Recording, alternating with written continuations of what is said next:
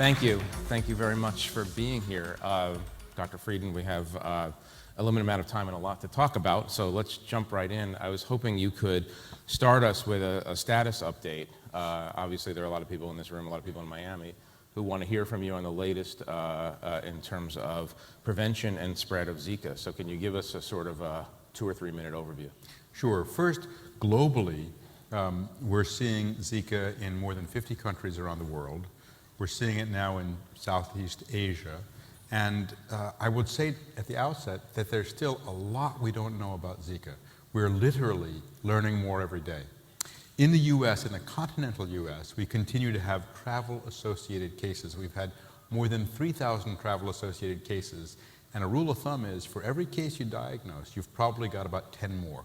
Because Zika usually doesn't manifest itself in, it's minor flu-ish, usually, right? 4 out of 5 people have no symptoms whatsoever. The one who does has mild symptoms, so may not get diagnosed. So in the US, we've had literally tens of thousands of Zika infections, including more than 3,000 diagnosed, and about 900 pregnant women in the continental US who got Zika infection during travel. Right. In addition, in Puerto Rico, they've really been in the eye of the storm. And they've had at least 2, perhaps as many as 6,000 pregnant women infected with Zika. Can you just pause there and open up that question a little bit? Of those women, both here, in the mainland U.S. and Puerto Rico, how many have come to term, and have we seen anything yet in terms of microcephaly or other manifestations of Zika? In the continental U.S., we've seen 23 infants born to mothers who had Zika infection, who have complications that appear to be associated.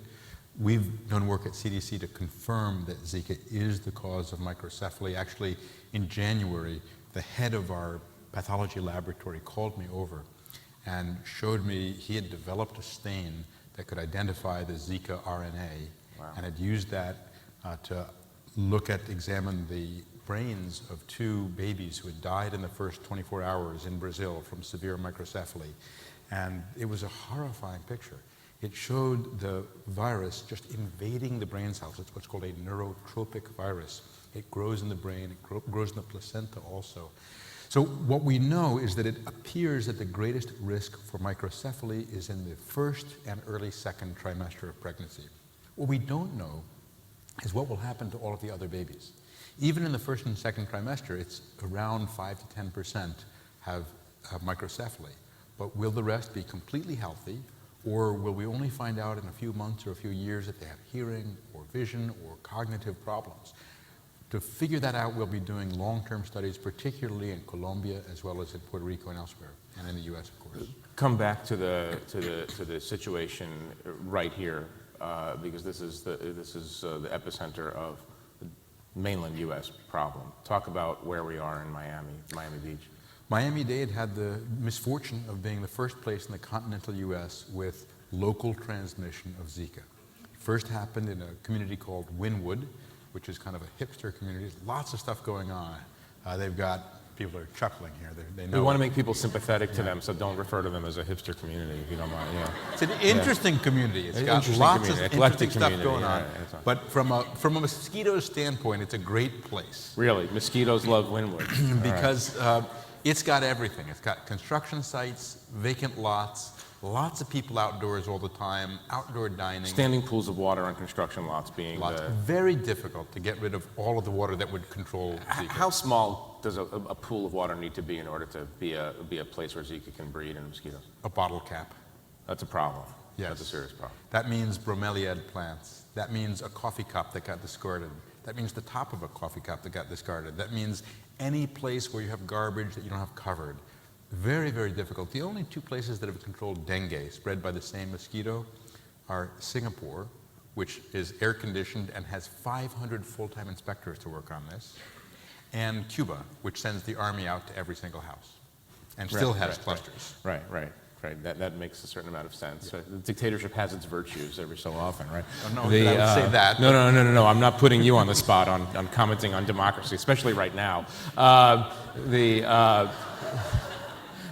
Come back to this basic question I think the average person in this part of Florida would want to know.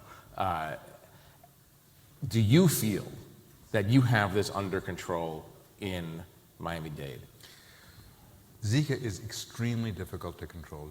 Dengue is difficult to control. But you have to understand just how difficult this mosquito is. Not only can it breed in a bottle cap, but it's highly resistant in different places to different insecticides that we use. It bites 4 or 5 people in one blood meal, so it's really good at spreading disease. You don't feel it when it bites you. So This you is don't how slap it and kill became, this is how you develop local transmission over Yes. the summer, correct? Yes. I mean, the mosquitoes learned from people who were visiting how to transmit and then transmitted. A visitor with Zika who may have been asymptomatic got bitten by one of those mosquitoes, which Right. then a week later matures in their body and for weeks can then spread it to others. Right. So it's very tough to control Zika. Very important what they did in Wynwood. In Wynwood, they did everything possible. They have an excellent mosquito control program here. One of the best in the country, one of the best in the world. How many inspectors?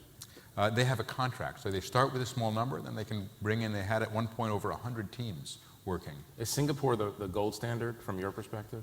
I don't know enough about their program. I will say that even with that program, they had cases, and they were fully transparent about the cases. They said, here's where they are, here's what we're doing about them, all the information publicly available. The really important experience with Wynwood was that despite doing everything right, they still had fairly high mosquito counts. So we recommended, and they did aerial spraying. It was controversial with ultra low volume nalids, an organophosphate pesticide. We don't like to use pesticides except as a last resort, and aerial spraying with a natural larvicide, so you're killing both the adult and the larval forms of mosquitoes. And literally within a day, the mosquito counts went to 0. More than 90% of the mosquitoes that were in traps were killed. After 4 applications, with continued application of the larvicide, mosquito counts haven't rebounded for the past month and no more cases. Let me stay on this question because maybe you're resistant to answering the question, do you feel like you have this under control or not? But you've dealt with a lot of emergencies. Where do you feel you are on the spectrum? Or have you reached a tipping point where you feel like you've mastered this, or you feel like this is not yet, you're not where you want to be? So here's the plain truth. Tell me the plain truth. That Zika and other diseases spread by Aedes aegypti are really not controllable with current technologies. Thank you for the blunt-spoken truth. So that was great. We will see this become endemic in the hemisphere. Now, it may be that we have a vaccine in a couple of years. It may be that we come up with new technologies to control mosquitoes. You know, you say that dictatorship has benefits. A few decades ago in Brazil, under the dictatorship, a Dr. Soper, who was referred to as the general of mosquito control, tried to eradicate Aedes aegypti from the hemisphere, and he got very close. Come to that. I want to talk about vaccine, and I want to talk about what your epidemiologists and your analytics people are telling you how this is going to move. But come back to this question of mosquito eradication. We are at a phase in science where it's possible to talk about the possibility of eradicating a whole species of, this is the cockroach of mosquitoes, as you say frequently, not easily eradicated, one of the most indestructible species on the planet. But there are ways to genetically engineer this mosquito, theoretically at least, out of existence. I'm asking you to answer this question as the head of the CDC, as a scientist, and also as, I don't want to put too much on you, but as a philosopher in a way, or as a member of the human species. Do we want to go down that pathway? And if you could approach it from each of those angles, it might be interesting. Yes, yes, and yes. Oh, all right. Okay. It won't be that interesting. It'll be very clear. First off, it's an invasive species. It's not native to this hemisphere. You would eradicate an entire species in order to protect humans. First off, there are hundreds of species of mosquitoes. Only a few carry disease. Right. If those species of mosquitoes were eliminated, it might have some effect on bird and bat populations, but very minimal, because there are lots of other species as well, from everything I've seen. But more to the point, malaria still kills 400,000 people a year. Zika is going to cause birth defects and tremendous disruption in travel plans and personal plans for years to come. If we could get rid of this mosquito, I'd be very happy. And there's no downstream consequence of human beings eradicating an entire species of life in order this particular species, Aedes aegypti mosquitoes. And you think you think the science is capable of doing that and not affecting other species? We're not there yet. We're not there yet, but we may be there soon. And we're thinking about, for example, in Miami-Dade, both of them. I've just met with the mayor of Miami-Dade, the mayor of Miami Beach. they're very focused on doing the right thing. They're very focused on doing what they can and trying every approach and looking rigorously at it. There was just a proposal, actually, to introduce large numbers of bats into Miami Beach. I think that might have come up in your meeting. I mean, it sounds like the beginning of a very bad horror movie, obviously. But is that, I mean, are you open to any sort of idea like that? Is that effective? Bats do eat thousands of mosquitoes a day. We've looked at it, and Yeah. given the number of mosquitoes that bats eat and the number of mosquitoes out there, it's not likely to have. How many an mosquitoes are impact. out there? A lot. Thank you. His scientific answer is a lot. Come to the vaccine. How far away do you think we are? I mean, if a vaccine doesn't solve your infectious disease problem, it could solve your Zika problem. Is that fair to say? Well, first off, we're optimistic that a vaccine is possible. You're working on a number of tracks on this, correct? That's right. And I talk a little bit about that. But first off, if you look at malaria or HIV, human immunity isn't very good. Right. So to say that we can do better than Mother Nature is very difficult. Decades and decades have gone by work on AIDS and malaria vaccines without progress. But in contrast, when it comes to Zika and viruses like Zika, our immune response to it is very strong, long-lasting and possibly lifelong. So we think that there will be approaches that give safe and effective vaccines. It usually takes 5 to 10 years to bring a vaccine to market, at best. We're hoping that in 2 or 3 years, a vaccine might be widely So available. the people of Florida should not be looking to a vaccine as a short-term solution to a serious problem. That's right. And for this area specifically, we've reiterated the recommendation that people who live in Miami-Dade who are pregnant or have visited here get tested for Zika. And you're adamant that people who are pregnant or thinking about getting pregnant should not come to Miami-Dade. We're adamant that they shouldn't go to Little River and Miami Beach, and we're suggesting that they really consider How not sure coming to the rest can you of be Miami. that, I mean, mosquitoes fly. Mosquitoes can get into people's cars and move from neighborhood to neighborhood. How sure are you when you say that there are delineate blocks of a city and tell people, just don't go into this neighborhood and you'll be okay? I mean, it seems... So these mosquitoes don't fly very far. They only fly about 500 feet in their whole lifetime, and most of them don't fly that far. And their lifetime is... about a month. A month, right. About a month. So the disease spreads in people. It hitchhikes in our blood. Right. And then another mosquito bites. So what you've seen in Miami-Dade is 3 areas where there has been prolonged, persistent spread. Wynwood, where it's been stopped, and we think is in a good shape right now with very low mosquito counts. Miami Beach, both the north part and the south part, and most recently Little River.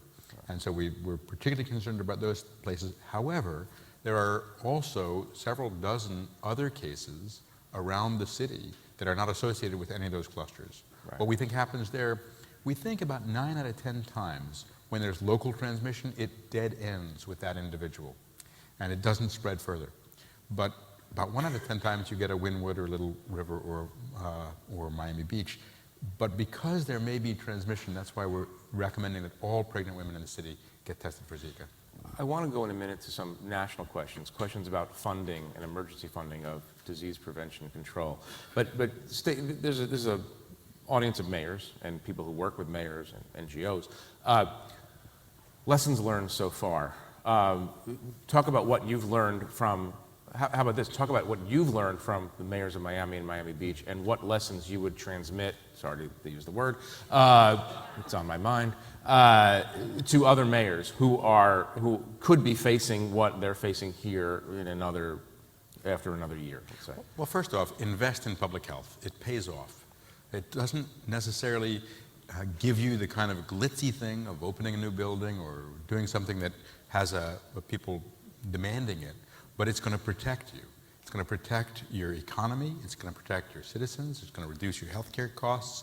Investing in public health is the best buy. What specific short-term emergency fixes have you seen that are actually, strikes me as an interesting idea? First, track for mosquitoes carefully so you can identify where there are problems. Turned out that construction sites were a big problem. So the mayors are implementing construction codes that are tighter, working with the construction industry, explaining what they should do. Turns out that elevator pits are a problem. So at the bottom of elevator, there's standing water. And that's where there were a lot of mosquitoes being generated. In Puerto Rico, when we looked at it, there was a cemetery that has standing water, 3,000 mosquitoes a day being produced from one cemetery. And so if you do surveillance, tracking, monitoring, you can then target your interventions to try to make a difference. American health system is very complicated because it's a combination of federal, local, and state authorities.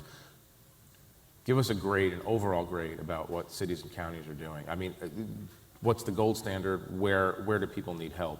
And when you've diagnosed the people who need help, is it simply funding? Is it expertise?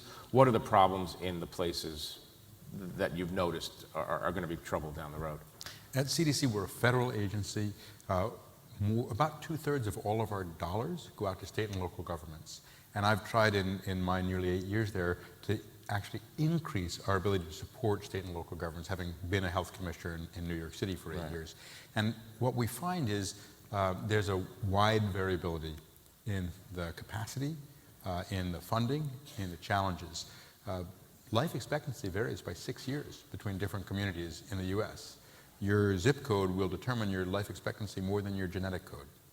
And there are parts of the US which have particularly big problems. When it comes to vector control, Florida has an excellent program.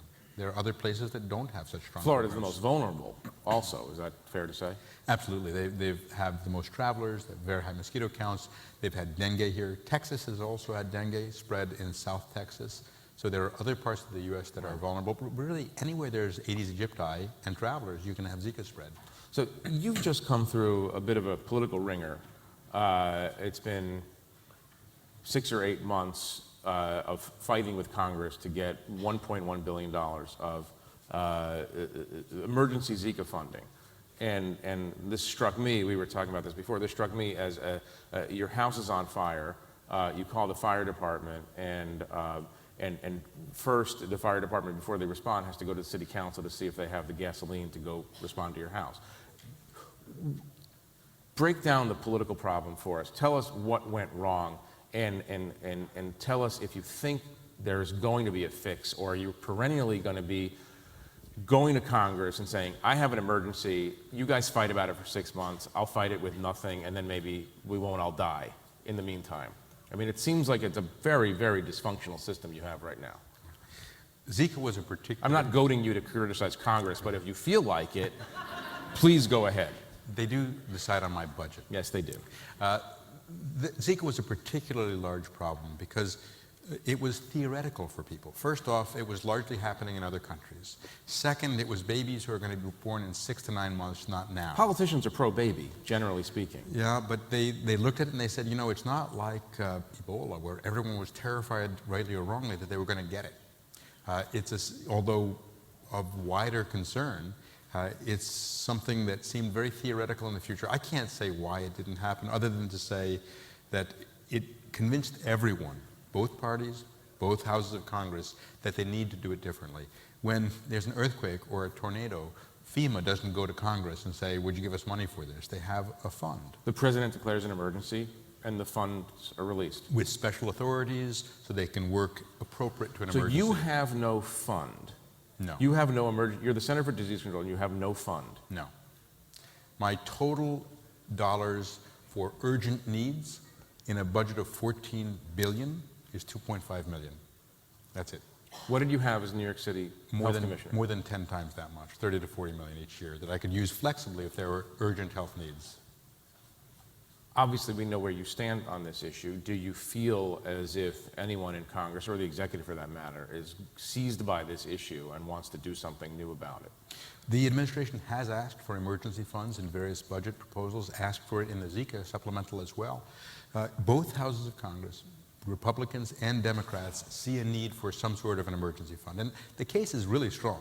In FEMA, you have an emergency, you respond to it. In public health, you have an emergency, you can sometimes stop it, do the equivalent of preventing an earthquake. Right. So, I mean, talk about how you found the money that you used over the, what was it, 6 months? 8 months. 8 months. 224 days, but who's counting? 224 days. What did you cannibalize for parts? What did you do? Absolutely, absolutely. So we had to take money that we need to stop Ebola from re-emerging in West Africa. We had to take money from every state in the country and give it to the states that needed it more for Zika. We had to cut back on some HIV testing programs. We had to cut back on some immunization programs. This was all needed to redirect, and that's just within CDC. Within the rest of the government, other things got. I think it's fair to say you're describing a scandal. I mean, it actually is a kind of scandal. Are there downstream consequences of not doing the work on Ebola in Africa because you were diverting money to this? We work best to manage, so we do the best we can with the cards we're dealt. That's what you do when you're in the government. Right. But it shows how really important it is that there is an emergency fund created, and I think it could happen. It could happen really in this calendar year with the budget that we hope will get passed in December. Right. Can you talk about a larger popular perception, and you can debunk it or confirm it? The perception is that the velocity of these outbreaks, not just of Zika, but of all sorts of communicable infectious diseases, is increasing. It might be because of better surveillance. It might be because there's more media coverage of it. But it also feels that we hear about this more in new diseases you never heard of cropping up in Asia, for instance. Are we entering a new phase because of globalization, climate change, some combination of all these things, where you're going to be in perpetual war footing? Our Emergency Operations Center has been activated 91% of the days that I've been director. And that's almost 8 years. Yeah, this is the new normal. The new normal is we expect to find one new pathogen each year. We start a disease outbreak investigation on average once a day. We've helped countries around the world build their disease tracking systems, and around the world disease investigations start every day, but no one would have predicted Zika. No one would have predicted. We've never before had a mosquito-borne cause of birth defects. We haven't identified a microbial cause of birth defects in more than 50 years. And none of the other viruses that spread like Zika we know to be sexually transmitted as well. What does that mean? I mean, I want to come back to this question of velocity, but what does that mean? I mean, was this a genuinely frightening innovation to your people, who I have to assume are not easily frightened, given what they work with every day? This is the new normal, and I will say that not many things frighten us because we see what's out there. We worry about areas. But what does it mean epidemiologically that there's a mosquito-borne disease that can cause a birth defect? That seems truly... It was unprecedented, it's alarming, and it shows that we need to invest more in tracking systems, response systems, and prevention systems. Those are the three pillars of public health.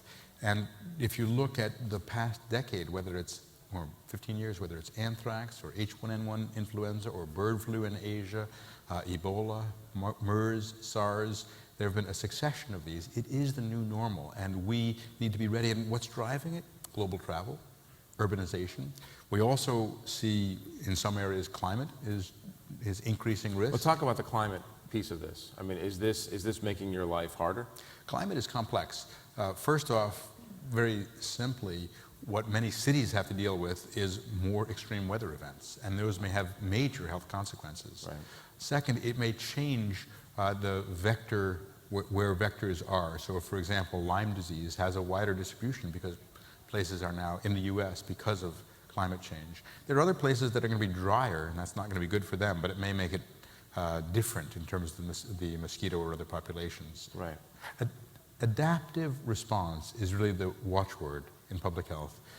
We live or die based on whether our data is good enough, whether we have real-time data to make a real-time response. And for that, we need people in place in advance who are tracking trends and identifying when something is happening that's out of the ordinary. Let's talk, finally, I want to come back to Zika, and I want you to, without what we're going to be hearing about in the next couple of years. A vaccine is not on the immediate horizon. You say that this has now made itself endemic. It will never be wiped out.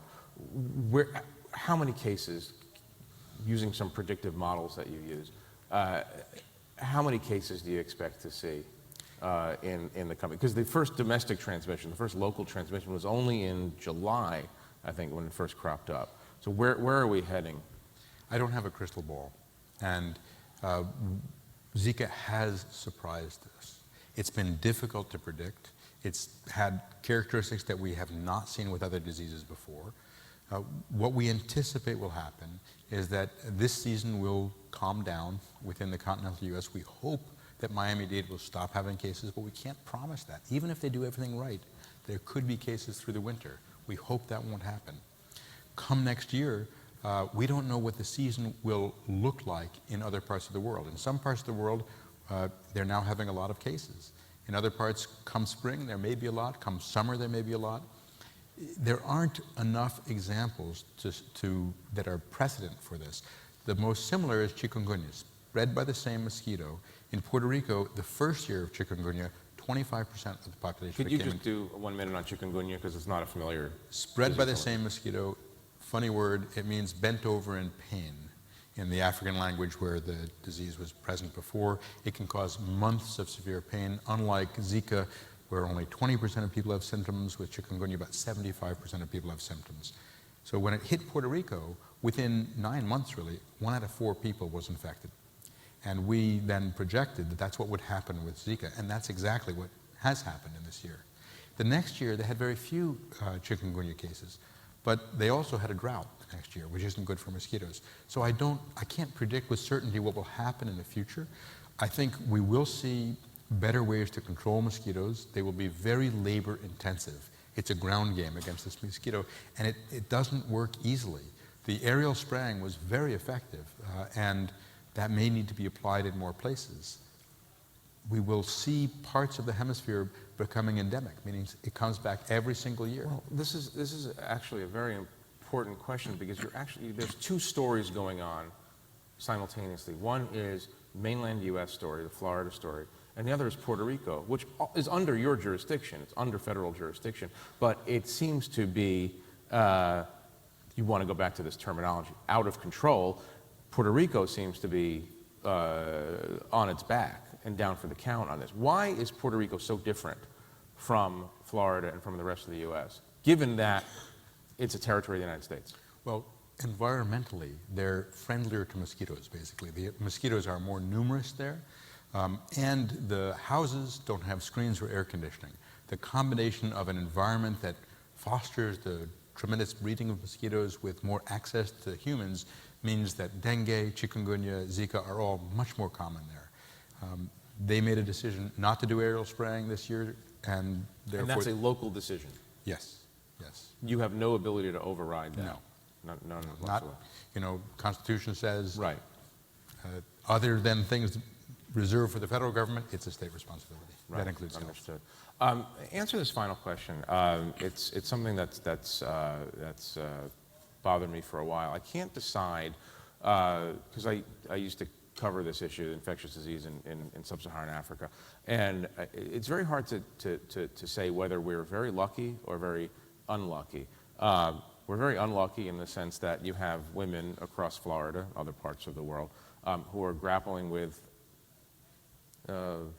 theoretically and sometimes actual horrifying problem. From a CDC perspective, we might be lucky as a species because we have not yet seen a Zika that's spread through breathing, aerosolized type of infection. Why is that? I mean, do it with the framework of the disasters that maybe we have so far avoided. And what are the chances that we could move? You said that Zika represents a kind of radical innovation in terms of its ability to create birth defects. You've never seen that before.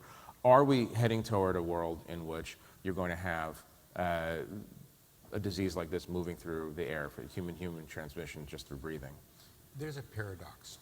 On the one hand, paradoxically, we're safer than ever, and on the other hand, we're at greater risk than ever. And many of the same things are driving that. We're more tightly interconnected than ever. We have better communication tools, and there are new technologies which not only can diagnose, treat, prevent infections, but also create more dangerous organisms, and then intentionally or unintentionally those can be released. So I think the answer is we remain at significant risk, and that's why it's so important that at city, state, and federal levels there's investment in public health. there won't be the kind of demand for it that there is for some other services or programs, but it will be there when you need it, whether it's a flu pandemic, which remains the biggest nightmare of all, 50 to 100 million people killed in 1918, 1919 around the world, or drug-resistant bacteria, or the next Zika, Ebola, MERS, SARS, or the next HIV. And it's important to do that not just in this country, but around the world, because a weak link anywhere is a risk to us everywhere. Sobering words. Thank you very much, Dr. Frieden. We Thank really you, Jesse. appreciate you being here. Thank you. Thank you, everyone.